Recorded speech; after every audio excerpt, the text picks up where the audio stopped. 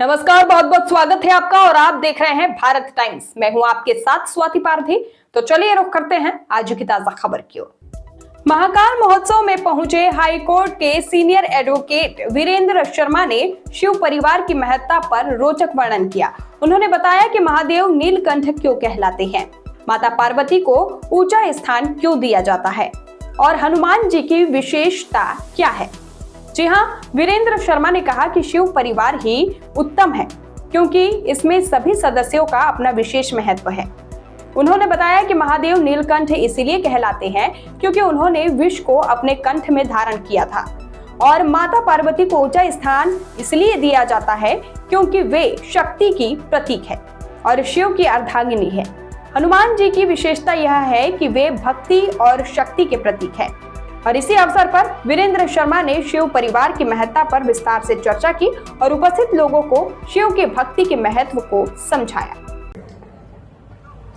किसी संत से अपने शिष्य ने पूछा कि भगवान ऐसा क्या है कि हनुमान जी को सारे जो है शस्त्र और अस्त्र मार नहीं सकते थे, जिन्होंने अपने बचपन में ही जो है सूर्य का ग्रहण कर लिया था। ऐसे हनुमान जी क्या कारण था कि भरत जी के जो है बाण से वो मूर्छित होकर गिर गए।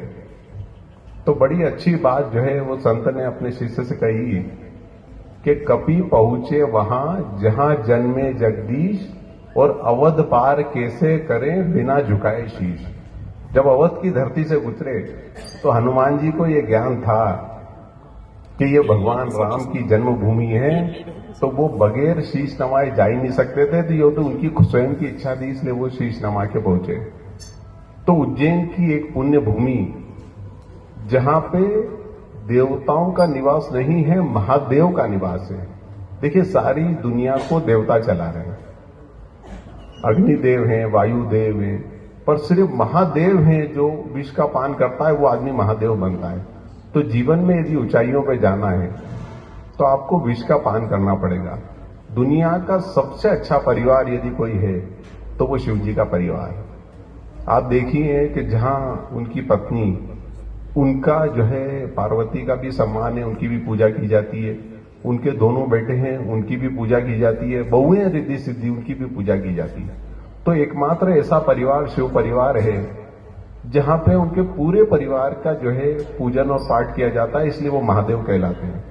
और आप संकल्पना देखेंगे, जो परिवार की संकल्पना देखेंगे, तो महादेव से अच्छा परिवार दुनिया में आपको कहीं दिखाई नहीं देगा। उसका कारण आप देखेंगे, जब भी जो भी व्यक्ति जो है महाकाल मंदिर गया होगा तो आप एक चीज नोटिस करेंगे कि बाबा नीचे बैठे हुए हैं और माता पार्वती को ऊंचे स्थान पर बिठाया है, यानी पत्नी को ऊंचा स्थान दिया है।